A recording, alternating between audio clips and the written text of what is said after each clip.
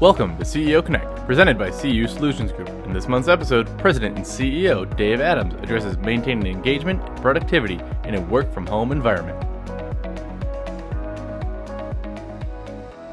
As businesses large and small assess whether to move more permanently to work-from-home policies and practices, for most credit union leaders, they're wondering how this business trend might be turned into an opportunity as opposed to a possible productivity threat. By now, we're all aware that most of the world is more familiar with Zoom, Teams, and WebEx meetings than they are with how to find their way around the old office space. And we experiment with fun virtual backgrounds. That's given way from being a novelty to an accepted practice to maybe coming back to the realization that for those meetings, maybe we should just create a clean, well-lit, real background for these meetings. But regardless, as leaders, we may actually feel more connected with our staff and our teams than ever before. And they may feel more connected with each other and with us also, because of the ease of use for these video calls for individual and group meetings. And the COVID crisis has served to require and justify the almost universal move to remote work communication, sales, and service support. But the longer term question is, what will we do after the COVID crisis is under control? What will we have learned and where will we head with office and remote work dynamics? Those are important questions for all credit union leaders. While most credit unions have at least partially reopened their branches and service centers, virtually all credit union leaders are assessing whether and when to allow or require employees to come back to both service centers and administrative offices, and what needs to be done to accommodate that. In the case of those who have made a recent investment in either expanded branch networks or administrative offices, there may be a tendency to lean toward a business as usual approach, to take advantage of those facilities and to get the return on investment. And for others who have not done so, it may be easier to assess these societal trends toward an expectation for remote work opportunities on the part of the employees. And with this comes the necessary long-term facility and company culture planning exercises that I'm talking about here. So for smaller credit unions with one office, or even if they have a few offices or branches, there will be a tendency also to lean toward a status quo approach. It's much harder to enable remote work for employees. And most mid-size and larger credit unions will be somewhere between where big tech companies like Twitter and Facebook are, in terms of going to permanent work from home practices, versus small retail businesses who feel compelled to keep their physical storefronts because that's a main service differentiator. Most credit unions will be somewhere in between. And among larger companies, including those in financial services, this is what we're hearing. Mondelez's CEO has said, quote, "We can work in different ways," close quote. And as a result, the company does not need all its global offices. Nationwide announced a permanent transition to a hybrid model with working from office in 4 main corporate campuses and working from home in most other locations. Barclays' CEO said that offices with thousands of people may be a thing of the past. Now, both customers and employees are poised to accept and embrace the new normal of service from home and work from home. The question for us as credit union leaders and leaders of credit union organizations is, what will work best for members and employees? And attracting, managing, and retaining a talented workforce in this environment will be among the most challenging and important strategies for us to address. While these trends will certainly lead to tougher times for commercial real estate companies and for that industry, they create huge opportunities for cost savings and more productive and satisfied employees. Now, in a March 18th, 2020 Harvard Business Review article, 3 professors of management and human resources suggested a guide to managing newly remote workers. Professors Larson, Vroman, and Macarius laid out the major challenges and possible solutions for managing a remote workforce. Maintaining engagement and productivity requires an understanding, they say, that the common challenges include the lack of face-to-face supervision, lack of access to information, the effects of social isolation, and distractions at home that affect productivity, according to these professors.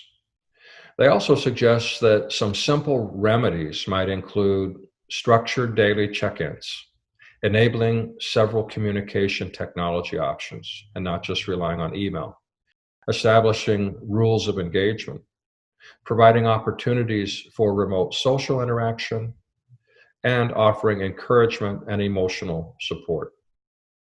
Now, for our companies, CU Solutions Group and the Michigan Credit Union League, we use bi-weekly 1-hour Zoom calls for our 130 staff.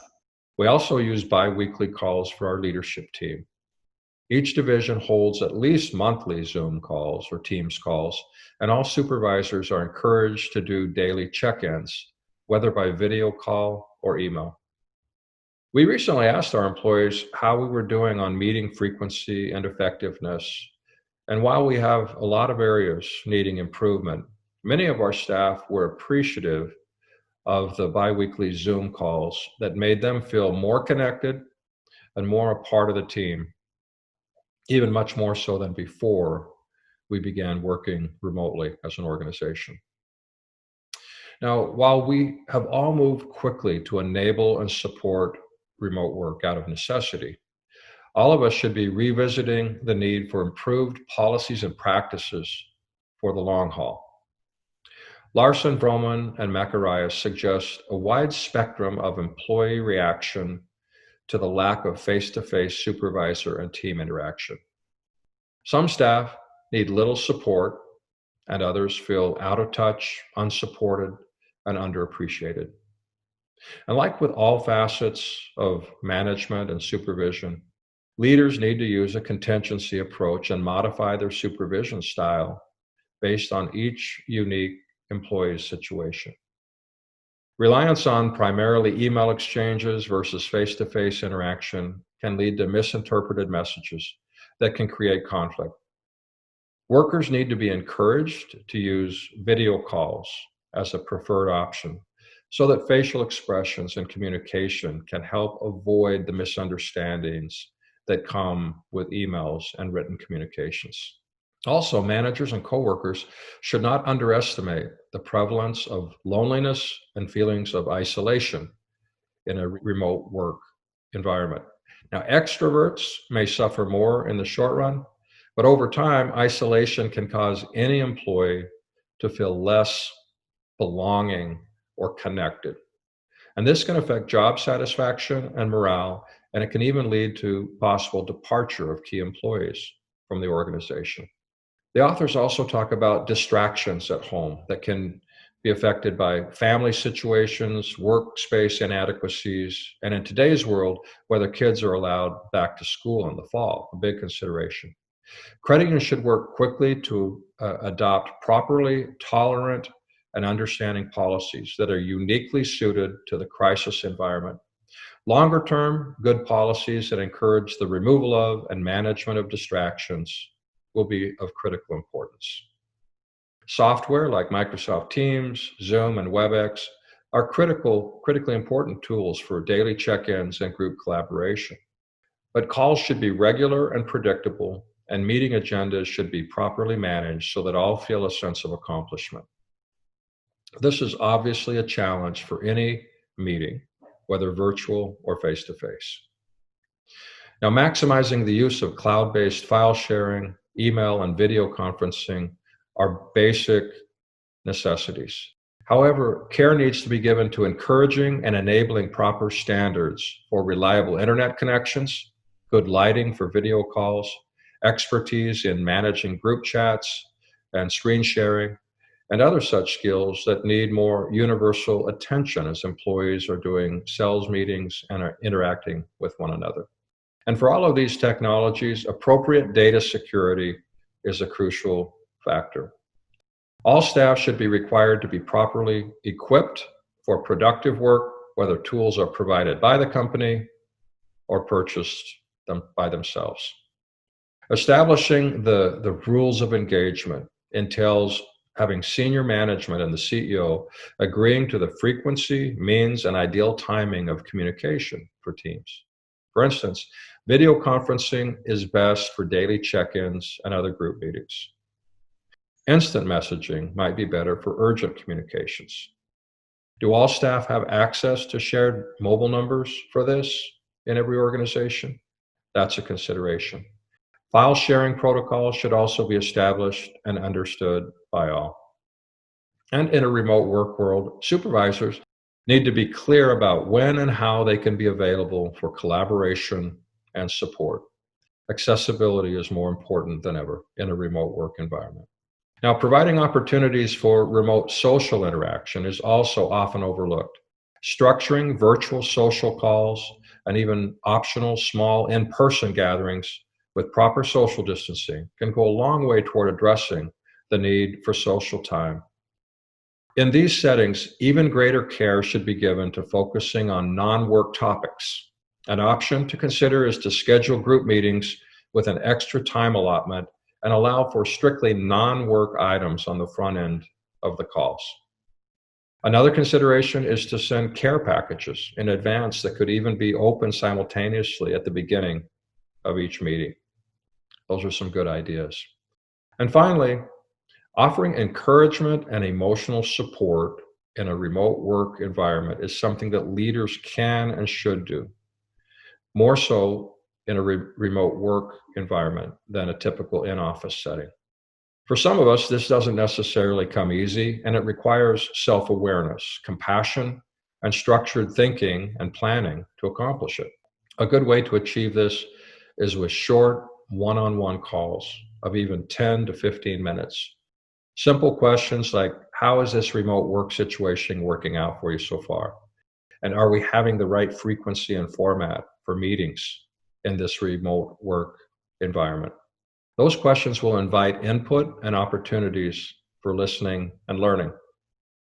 As credit unions look beyond the current focus on crisis response, focused on service and employee care, a longer term and more strategic view should be considered for how the new normal, the inevitable new normal of work from home, can become an opportunity for improving the work culture, productivity, and cost effectiveness of credit unions and credit union support organizations.